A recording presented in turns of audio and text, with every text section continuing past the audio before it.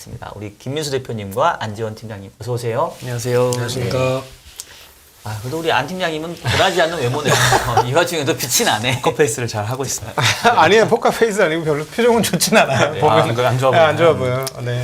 네. 아, 제가 오늘 뭐 사실 저는 이제 그 방송 있는 날에는 그 시가총액 그 상위 상위 종목들을 종목들? 쭉 뽑아오는데 전 종목 나 하락이네요. 코스닥 이런 날 처음이네. 뭐 거의 시가총액 40위까지 다 마이너스네요. 네. 플러스 없죠, 코스닥은. 진짜 오랜만에 보는 흐름이었습니다. 코스피는 30위 내 종목 중에 딱 두 종목 플러스고 나머지 다 마이너스인데 아 이런 장은 진짜 꼴도 보기 저도 싫더라고. 오늘 진짜 나 화면 보다가 화면을 막 부수고 싶은 욕구를 느꼈는데 어떻게 오늘 시장 뭐 좀 정리를 해주시죠 그래도. 네, 아까 말씀하신 대로 초반에는 뭐 금리가 아무래도 굉장히 많이 튀니까 다른 것들 다 힘들어도 그래도 금리 상승에 좀 수혜를 받는 뭐 예를 들면 뭐 손해보험 업종이라던가 몇몇 좋은 기업들이 있었는데 오늘은 그런 것까지도 장 후반으로 갈수록 좀 많이 다 빠졌고요. 특히 한 1시 넘어서 개인 투자자들의 순매도가 좀 갑자기 좀 쏟아지는 모습이 보였습니다. 내일 뭐 반대 매매를 대비한 미리 좀 매도를 하는 물량일 수도 있을 것 같고요. 안 그래도 지점 분위기는 좀 반대 매매가 새롭게 나오고 있는데 지금 신용 대출 같은 경우에는 140% 담보 비율이 적용이 되잖아요. 네. 그걸 밑돌면 이제 추가 담보를 해야 되는데 그게 지금 12월 말까지는 130%로 좀 완화가 됐습니다. 네, 근데 그래서 한동안은 좀 반대 매매가 많이 없었거든요, 최근에. 네. 근데 이제는 130%까지 하회하는 이런 계좌들이 좀 많이 나오고 있는 상황입니다.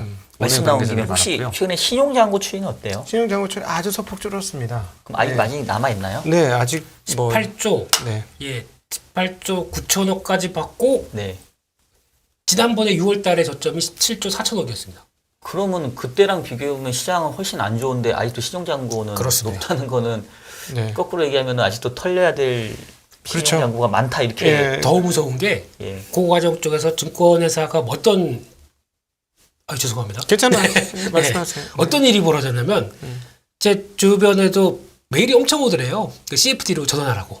그쪽으로 해서 하라고. 뭐 지금까지 했던 그 수수료나 이자율 많이 경감해 주겠다고. 그러니까 이게 좀 매매 좀 크게 돌리시는 분들을 그렇게 많이 타겟을 해서 메일링이 갔더라고요. 네. 네. 그래서 혹시나 그쪽으로 좀 그래? 그러면서 해봤던 분들은 저는 신용보다 그게 더 걱정입니다. 오늘도 보면 12시 1시에 더 끌어내려갔거든요. 그렇죠. 네. CFD 반대매매 나오는 시간이지 않습니까? 차익결 얘는 그냥 거의 청산입니다. 지수화되다 보니까 이거 그냥 바로 청산 들어가다 보니까 이것도 또 하나의 뇌관이죠. 증권사 입장에서 신용장고를 CFD 계좌로 옮기려는 아니요, 그게 아니라 네, 그게 아니라 신용을 쓰고 있는 건 아니 주식을 헤비하게 하는 사람들한테 네. 수수료를 낮게 해줄 테니 네. 네. 우리의 북을 써서 더 많은 주식을 살 수 있게 해줄게. 네. 아, 예, 그게 더 CFD 예요. 투기적인 수요를 그렇죠. 더 증거비 더 낮아지는 거죠. 참나, 더 예. 조장한다는 거죠. 이게 네, 참. 그러니까 주식을 훨씬 많이 사게. 주가 떨어졌 이렇게 되는 거예요. 주가 떨어졌으니까 더 많이 사세요. 라고 하면 사람들이 좋아할 수 있잖아요, 일부는. 네, 그러니까 그것은 주가가 떨어지면 한 방에 다 털리니까 청산이 되니까 물량도 더 크게 청산이 되고 그럴 수 있는 거죠. 여전히 뭐 지금 오늘 보면 22일자 기준으로 18조 9천억 신용장고가 이거- 양시장 합산. 제가 이런 표현을 쓰면 좀 약간 혼날 것 같긴 한데, 그러니까 약간 그 강원랜드가 있으면 그 옆에서 돈 더 빌려줄 테니까 뭐 해봐 이게 네. 담보 잡고 뭐 이런 비슷한 거 네. 죄송한데요. 이시되거든요. 딱 소속분이시지 않습니까? 그런 얘기 하시면 안 아, 되죠. 저 증권사 소속 아닙니다. 예, 네. 전 증권- 자유로운 영혼입니다. 네. 예. 네.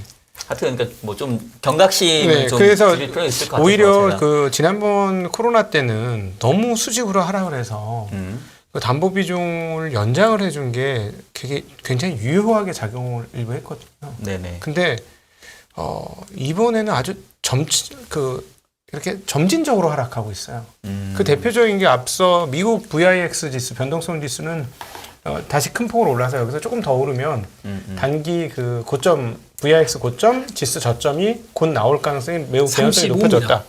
지금 32. 35가 일반적으로 그랬습니다. 그래서 35에서 38이 맥스예요. 네. 그래서 여기서 한 단계니까 미국 시장 한 번만 더 폭락을 하면 두 번 정도겠죠.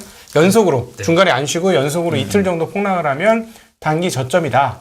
거의 굉장히 높은 확률이다. 이렇게 말할 수 있는데 한국은 VIX가 하나도 안 올라왔어요. 아마 오늘 처음으로 올라왔을 겁니다. 네. 그래서 안 좋은 뉴스고 그러고 잘못하면 이 청산이 뒤늦게 한꺼번에 다 이루어질 수도 있다. 130%는 낮춰놔가지고.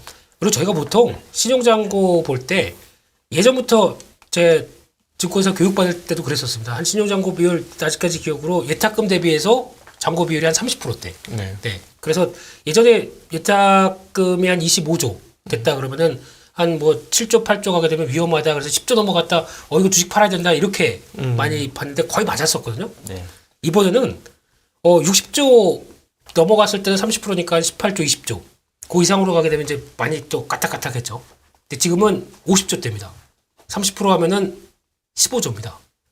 아직 보통 알고 있는 예탁 자산 대비 잔고 비율을 하게 되면 상당히 높습니다. 네.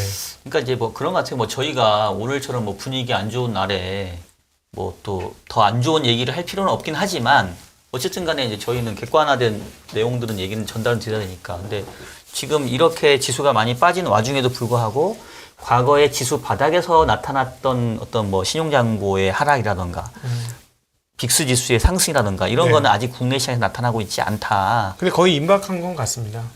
엄청나게 많은 메시지들이 오고 있어요. 이런 메시지들이 평소에는 안 오는 메시지거든요. 네네. 반대 매매 관련 블라블라 이런 것들, 신용 잔고 관리 블라블라 이런 메신저들이 계속 뜨기 시작합니다. 네네. 이거는 이제 곧 그 반대 매매가 일어날 거라는 얘기가 되겠죠. 네. 네, 조금 뭐 어쨌든 조금 이렇게 분위기가 오싹한 그런 내용이긴 한데 우리 안 팀장님 오늘 사실은 어쨌든 간에 사실 시장은 오늘 트리플 약세했잖아요. 주가도 빠져, 채권 금리 급등해. 그 와중에 또 외환 시장의 폭등세가 사실은 어쨌든 간에 최근에 가장 고민거리인 것 같은데 지금 외환 시장 어떤 형태로 봐야 되는 겁니까 지금 상황을? 일단 미국발 금리 인하 속도가 굉장히 빠르다 보니까 한국과 미국 간의 금리 격차가 확대가 되고 있는 건 맞는데 그 확대되는 속도가 지금 역대급으로 빠르게 일어나고 있습니다. 오늘 자료 보니까 1970년대에도 비슷한 상황이 있었잖아요. 물가가 굉장히 고물가에서 금리가 빠르게 올라갔는데 그때보다 지금 한미 간의 기준금리 격차가 더 역전폭이 훨씬 더 빠르게 커지고 있습니다. 그래서 오늘 키움증권에서는 요 금리 격차 확대가 부동산 PF의 위험을 증가시킨다는 자료가 있었는데요. 미국이 일단 75bp 3번 연속 인상을 했고요. 그리고 다음 달 금통위에서 50bp 인상이 좀 유력해지면서 지금 주택담보대출 금리 상단은 7%에 근접했습니다. 4대 시중은행 기준으로 4.58에서 6.94까지 두 달 만에 한 0.8%포인트 정도 급등을 한 거고요. 요거는 일단 개인한테 해당이 되는 이야기고 PF 대출 금리 같은 경우에는 지금 6월 기준으로 부동산 PF 규모가 152조 원입니다. 근데 이게 2008년도에 한 2배 수준 정도가 되고요. 뭐 농협, 수협, 신협 포함하면 200조 원 상회할 걸로 추정이 되는데 80%가 이금융권에 몰려 있다는 점이 2008년과는 좀 굉장히 다른 점입니다. 그때 당시에는 시중은행 비중이 굉장히 높았는데 네. 지금 시중은행들이 안 해주는 분위기거든요. 은행 쪽에서는 일단 7월부터 PF 대출은 심사조차 중단이 됐다고 하고요. 집행액은 그 이후로는 거의 빵원에 가깝다고 합니다. 실제로 국민, 신한, 하나은행은 PF 대출 중단이 됐고요. 네. 우리은행은 허그에서 100% 보증을 하는 경우에만 대출을 실행할 정도로 시중은행은 굉장히 보수적입니다. 그렇기 때문에 이런 PF 대출이 전부 다 이금융권 그 이하로 이렇게 몰리게 됐습니다. 그 중에 하나의 주체가 이제 캐피탈사인데요. 대표적인 이제 PF 자금 공급 기관이죠. 여기는 은행처럼 이제 수신 예금을 받지 않잖아요. 채권을 발행을 하거나 이제 자금 차입만으로 조달을 하기 때문에 이렇게 금리가 많이 급등하는 구간에서는 캐피탈사 자체적으로 유동성 문제를 겪을 수가 있고요. 그리고 증권사 같은 경우에는 이번에 ABCP 등의 이제 보증 지급 보증을 굉장히 많이 했습니다. 저희가 이제 흔히 전자 단기사채라고 불리는 이제 3개월 정도 만기되는 금리도 이제 세일즈를 많이 하는데 요즘엔 이것도 무서워서 세일즈를 못할 정도인데요. 증권사가 이제 보증자산을 요거를 만약에 못 그러니까 문제가 발생하게 되면은 대신 갚아줘야 되니까 요걸 떠안게 되는 리스크가 있는데 뭐 한 40조 원 정도 PF 유동화증권 규모가 되는데요. 이 중에 증권사가 보증하는 물량이 25조 원입니다. 그러니까 보증 규모가 굉장히 크고 마지막 주체가 저축은행과 새마을금고인데요. 여기는 최근에 실제 부실화되는 움직임이 나타나고 있다는 소리가 좀 주변에서 좀 많이 들리고 있습니다.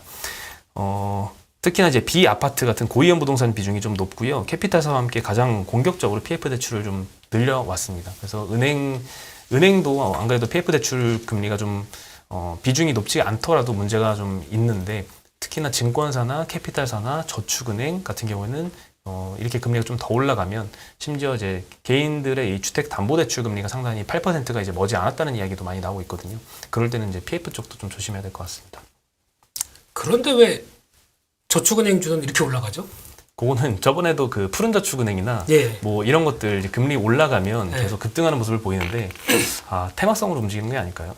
그냥 무조건 테마. 그러니까 아마 저기 이자 돈 많이 주니까 돈이 저기 몰릴 거야 하면서 그정. 네, 그러면서 테마가 많아요. 한국은 이제 요 확장에서 테마 없이는 시장이 설명이 안 되는 그런 시장인 것 같습니다. 주인이 없어요 시장에. 네. 리드코프도 마찬가지로 그렇게 급등이 일어나고 뭐 고려신용정보 같은 추심업체들도 좀 많이 일어나잖아요. 제가 보통 얘기하는 다크 종목이라고 하거든요. 네. 네, 어둠의 종목들. 네. 네. 근데 이게 보통 아까 어디서 보다 보니까 그런 얘기도 하더라고요. 리드코프가 대부업의 최고 이자율이 20%대로 낮춰졌거든요. 그러다 네. 보니까 지금 금리가 대출 금리가 이렇게 올라가다 보니까 20%는 예전에는 엄청 비싸 보였는데 그렇게 안 비싸네? 쪽으로 해서 그렇죠, 가중 채무자들이 또 고개를 돌린다. 뭐 이런 아까 어디서 그런 얘기가 들리는 것 같은데 그래서 뭐 어떻게 보면 또 대출 막으려고 하게 되면 이혼할 수 있겠죠. 근데 여기 지금 네 대출은 무섭습니다. 일단 네 정리를 잘 해야 되는데 근데 네. 이게 제가 보기에는 그 중에서 선별을 해야 될 필요가 있는 게 고려신용연모 같은 경우나 보니까 오늘 뭐 SCI 평가 정보 이런 거 모르겠고요. 그래도 업계 1위 정도는 개연성은 높거든요. 왜냐면 이제 앞으로 벌어질 일이 추심업체는 화랑이 될 것이다. 네, 네. 그 네. 가능성이 높고 게다가 또 평가회사하고 신평사. 그렇죠. 또 안에 나이스 평가 정보 같은 경우 이런 회사들도 어차피 이제 신용평가 이제 다 이게 중요하게 되는데 그런 것도 체크하려면은 어떻게 보면 이쪽의 매출원인데 이거는 또 이용이 또 많아진다라고 하게 되면 뭐 변화 요인들은 있지 않나. 뭐 그러니까 어둠의 종목들입니다. 네. 그 다크 종목이라고 하는 명칭은 우리 대표님께서 직접 지으신 걸로 제가 알고 있는데 맞나요? 네. 이런 때만 올라갑니다. 이런 때만. 네. 근데 이게 사실 이제 PF는 조금 진짜 약간 경계가 필요한 네. 게 이게 지난 사이클에서 버블이 만들어진 뭐 시장들이 사실 많이 있긴 한데 그 중에 하나가 또 대체 투자 시장 또 그 중에서도 대체 투자에서 가장 많이 하는 투자가 기본적으로 PF 투자이거든요. 네. 그리고 또 부동산 시장 화랑하고 좀 겹쳤었고 주거용 시장 자체가 규제로 막히다 보니까 비주거용 상업용 그래서 최근에 보면은 그 물류센터라든가 지식산업센터라든가 뭐 이런 쪽에 PF 대출이 상당히 많이 나갔는데 네. 이게 PF의 구조가 이제 본 PF라고 해가지고 금융기관이 PF를 확정해주기 전에 뭐 브릿지론 뭐 이런 식으로 해가지고 먼저 중간에 본 PF 들어오기 전에 잠깐 브릿지 형태로 이제 투자도 많이 하거든요. 근데 본 PF가 이게 일어나지 않으면 결국은 브릿지는 이제 묶여버려요. 네. 그러면 이제 이거 사업장을 뭐 경매를 넘겨서 받든지 했는데 이거는 사실상 이제 엄청나게 시간이 많이 가니까. 근데 최근에 이 본 PF가 제대로 되지 않는 사업장들이 좀 늘어나고 있다고 하니까 그 브릿지 대출이 많이 나가 있는 그 대충 아마 저축은행하고 캐피탈사가 이제 그런 부분은 많이 있을 겁니다. 네. 물론 본피도 있겠지만 그런 부분들은 투자하실 때 이 투자 회사가 이제 그런 포지션이 얼마나 있는지를 발라내야 되는데 사실은 우리가 투자하면서 그거 다 일일이 못 보거든요. 그러니까 사실 그런 업종은 좀 지금은 전체적으로 피하는 게 어떻게 보면 좀 현명할 수 있겠다는 생각이 좀 드네요. 부동산 좀 걱정이 되는데 뭐 그거는 또 다음에 저희가 또 얘기를 해보도록 하고요. 사실 우리 주식 투자자 입장에서는 이제 제일 관심이 어쨌든 간에 삼성전자 있잖아요. 지금 삼성전자가 지금 상황에서는 이제 삼환전자 되게 생겼던데 지금 어떻습니까? 오늘 또 그렇게 많이 빠지진 않았는데 지금 뭐 전망 자체는 계속 좀 어두워지고 있는 모습이죠. 삼성전자 곡물주예요. 국물? 국민이 물린 주식. 국물. 지금 방금 제가 이름을 지어냈어요. 좀 안타깝습니다. 어디 가서 얘기하다 보면 삼성전자 얘기만 하면 눈이 반짝반짝해져요. 이렇게 많은 분들이 물렸다는 거에 좀 충격을 많이 받았습니다. 네. 실적 전망치가 계속 지금 어떻게 내려가고 있나요? 제가 계속 매주 요거는 팔로우업을 해드리려고 하는데요. 네. 그 이유는 그냥 오늘 주가 떨어진 이유를 설명하기보다는 주가의 바닥이 요 전망치가 충분히 하향이 된 이후에 나올 것 같아서 계속 팔로우를 해드리는 건데요. 아직까지는 높게 전망하는 곳과 낮게 전망하는 곳의 격차가 굉장히 큰 상황입니다. 그래서 팔로우를 해드리면 일단 지난번에 말씀드렸을 때 제일 하단 낮게 실적 전망치를 23년도 영업이익 기준으로 봤던 데가 이베스트였습니다. 근데 오늘 그것보다 더 낮은 증권사가 두 곳이 더 추가가 됐고요. 일단 자료를 한번 보여주시죠. 네, 자료 먼저 한번 보여주시면 맨 위에 있는 유진과 IBK 증권에서 31조 원, 33조 원 가까이 전망을 해서 이베스트가 원래 가장 하단이었는데 그 37조 원대 전망을 더 뚫고 내려왔습니다. 그것도 좀 36조 원대도 아니라 훨씬 많이 뚫고 왔죠. 30대 초반까지. 그래서 제일 높게 전망을 하는 곳이 지금 NH 51조 원 정도인데요. 51조 원보다 더 높죠. 근데 제일 많이 전망하는 곳과 제일 적게 전망하는 곳의 차이가 굉장히 크게 벌어지고 있습니다. 20조 원이 나오고 있습니다. 혹시 올해 이익 전망은 지금 어느 정도 수준이었죠? 올해? 올해는 이게 내년 전망이라는 얘기잖아요. 예, 진짜. 맞습니다. 올해는 거의 60조 원에 가까울 겁니다. 올해도 많이 내려가고 있습니다. 지금 네. 컨센을 하향하는 게 네. 23년도 이익 전망치를 많이 내리는 곳은 한 40%씩, 30%대씩 이렇게 내리고 네. 올해도 한 10%대는 다 내리고 있습니다. 근데 어쨌든 간에 그러면 올해 이익보다는 내년도 이익은 줄어드는 감히 네. 전망인 거네요. 네, 지금. 그거는 뭐 거의 대부분의 증권사들 가고 있고요. 네. 지금 만약에 유진투자증권 기준으로 보게 되면 60조 원대라고 하면 거의 반토막 나는 이익 전망 수준인데 그렇죠. 그리고 제일 높게 전망한 곳이 예전에 했던 전망도 아니고요. 이번 달에 뭐 19일 요 정도에 했던 전망이니까 아직까지 보는 시각의 격차가 굉장히 크고 23년도에 가까워질수록 이 격차가 줄어들 텐데 위로 수렴하거나 아래로 수렴하거나 둘 중에 하나겠죠. 위로 수렴하는 쪽으로 간다면 뭐 바닥을 다지고 올라갈 것이고 아래로 수렴한다면 바닥을 다지는 구간이 조금 더 시간이 걸릴 것 같습니다. 제가 보기엔 3분기 생각보다 환율 효과 빼면은 많이 안 좋게 나올 것 같아요. 지금 네. 이게 나오고 있는, 그러니까 제가 단순하게 삼성전자에 대해서 이제 과거와는 다르다라고 생각하면서 뭐 이제 메모리 반도체에 대한 뭐 공정 얘기 나오면서 이제 수익성 얘기 많이 나오는데 그거에 비해선 Q가 생각보다 많이 빠진 것 같아요. 최근에 나온 얘기 보면은. 그래서 이게 그대로 적용이 된다라고 하게 되면 삼성전자 물론 PBR은 늦게 반영되겠죠. 네. 근데 PR로 계산할 수 있는 수준은 지금보다는 그러니까 앞서 팀장님 보여줬던 자료처럼 증권사가 더 내려가서 같이 이게 그러니까 하향되는 게 같이 이어져야 그 다음부터 거기서부터 이제 바닥이면 바닥을 매도하겠지. 지금 상태로는 아직은 바닥 얘기할 때는 아닌 것 같거든요. 그런 관점에서 일단 이번 뭐 다음 주면 바로 또 실적 나오죠. 네네. 네, 그런 쪽에서 이제 이게 문제죠. 기업들이 다. 예. 삼성전자는 하면 그래도 어쨌든 반도체 또는 핸드폰 이렇게 아주 단순하게 생각하면 제품을 네. 둘 다 안 좋은 거죠 지금. 핸드폰은 뭐 작년부터 계속해서 안 좋아지고 있고요. 네, 네. 3년 차로 안 좋아지고 있고 메모리는 2분기까지는 그런대로 유지가 됐습니다. 그리고 전망도 2분기 상반, 그냥 4, 5월 달까지는 그 삼성전자 하이닉스의 전망은 나쁘진 않았었어요. 네네. 갑자기 근데 이번에 2분기 실적 발표하면서 업체들이 꺾어버렸습니다. 확 꺾으면서 유통업체의 말이 맞는 그런 상황이 벌어졌죠. 그러면서 이제 줄줄이 이제 트렌드 포스가 맞구나 이러면서 애널리스트들이 줄 그 목표가 하향이 지금 이어지고 있는 상황입니다. 핸드폰도 최근에 나온 폴더블인가 그게 그렇게 썩 인기가 별로 없는 그런 걸로 알고 있는데 맞나요? 해외 쪽에서는 네. 뭐 보니까 인도 뭐 이런 데서도 뭐 생각보다 많이 팔았다 이런 얘기 나오는데 솔직히 저희가 스마트폰 모멘텀은 그렇게 크지 않거든요, 솔직히. 그거는 그러니까 삼성전자에서 와 스마트폰 새롭게 뭐 뭔가 해서 많이 팔았다고 그래서 이게 변화가 가는 그러면 솔직히 왜냐하면 지금 애플과 자꾸 비교를 해서 그래요. 네. 뭐 같은 마진 따지게 되면 애플에 전혀 못 따라가고 있는 상황이 나오다 보니까 그냥 지금은 그나마 바라보고 있는 게 반도체 쪽인데 제가 보기에는 반도체는 일단 중국에서 수요가 확 꺾였기 때문에 이 Q가 꺾인 부분이 크기 때문에 이거 어떻게 메꾸지 못하는 이상은 힘들 것 같은데 그러면 반대로 지금 그러니까 바라보고 있는 건 미국 쪽이거든요. 미국 빅테크 쪽인데 이쪽도 지금 보면 이제부터 막 또 시작하는 게 구조조정 얘기 나오잖아요. 인력부터 그러면 투자할까요? 투자 이제 이쪽도 일단 거기다가 또 우리 각도기 형님이 아주 싫어하는 인텔이 또 사고치고 네. 뭐 내년 원래 내년이었다고 하긴 하는데 근데 저희가 자꾸 뭐 연말이면 될 거야 하다가 또 단독 내년으로 인텔 DDR 이제 뭐 그러니까 그 사파이어 래피드 내년으로 이 얘기 또 나오다 보니까 결국에는 뭐 이런 현상이 나오는 것 같은데 그나마 4분기 때 조금 좀 기대했던 건 그런 부분들도 있었는데 그냥 뭐 그런 것 같습니다. 이게 현실인 것 같습니다. 스마트폰의 인기를 저는 그 보조금을 얼마나 주는지로 확인을 하거든요.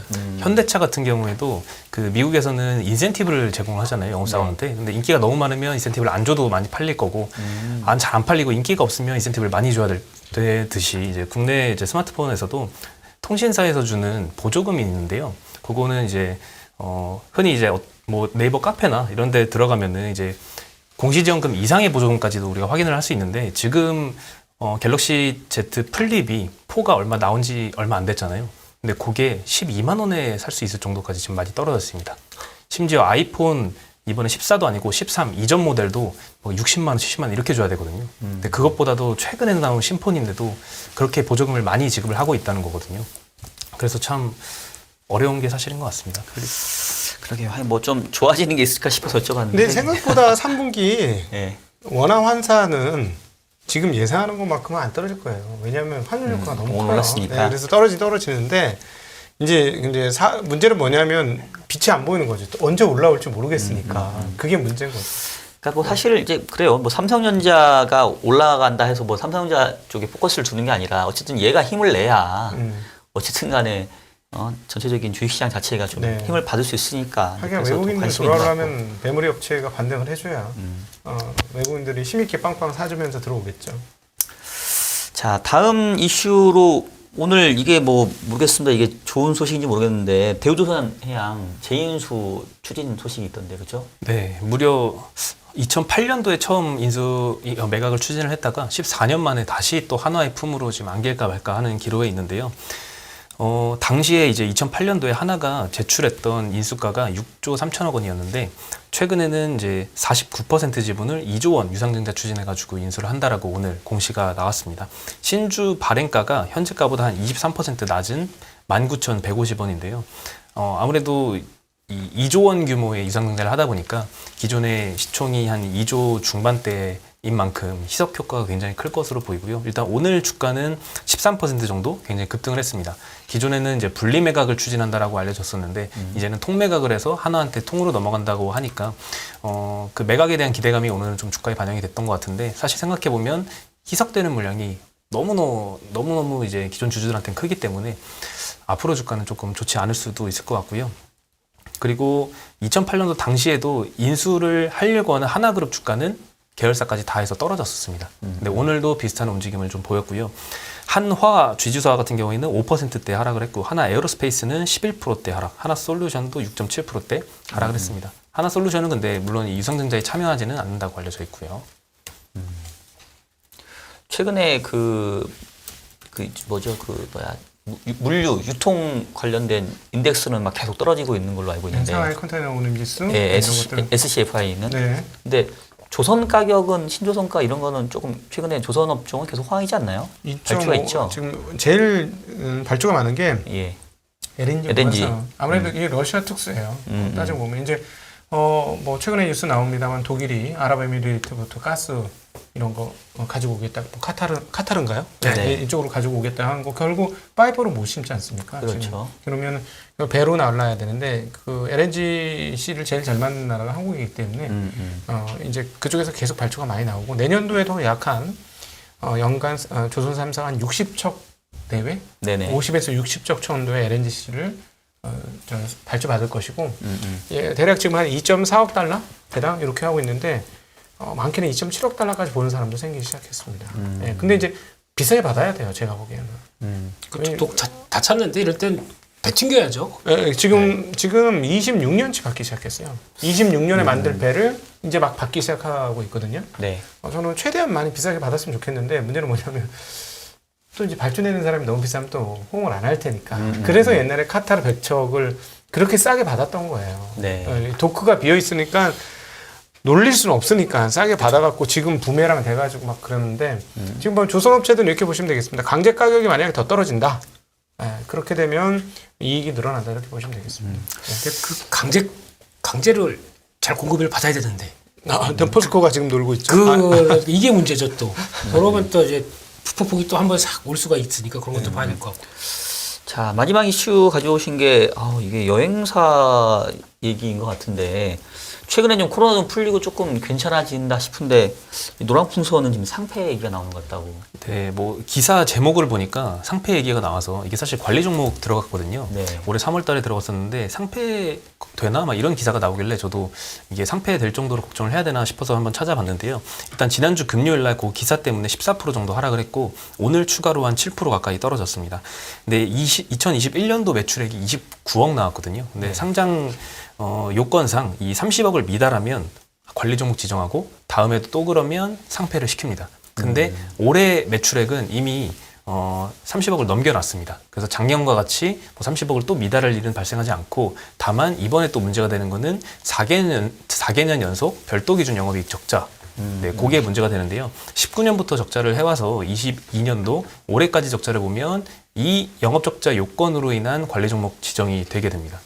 그러면 다른 요건으로 관리 종목이 지정이 되는 거기 때문에 요것만 가지고는 상패가 되진 않고요. 내년도에도 또 23년도 별도 기준으로 1년간 연간 적자가 나면 그때는 이제 상장 폐지될 예정입니다. 여행사의 봄, 여행업종의 봄은 언제 가속될까요? 시작됐습니다. 됐어요? 네, 시작은 됐는데 네. 중요한 거는 이제 환율하고 소비 심리겠죠. 네. 네, 요게 이제 약간 민감한데, 근데 아마 이제 내년 봄쯤 가면은 다 이제 그러니까 보통 아유 우리 아버님 어머님 2년 동안 좀 그러셨는데 좀 다녀오셔야죠 이런 효도성부터도 조금 나올 것 같아서 네. 이제 그때가 이제 또 본격 성수기가 근데 그때 만약에 환율이 좀 안정되면은 그때는 좀 더 커지겠죠. 네. 알겠습니다. 아유, 뭐 어떻게 보면은 코로나 끝나가지고 이제 뭐 여행 좀 가볼라 했더니만 뭐 환율 오르고 이래가지고 또 돈이 비싸서 예, 참 가슴 아픈 얘기네요. 자, 오늘 방송은 뭐 이 정도에서 마무리를 해야 될 것 같아요. 오늘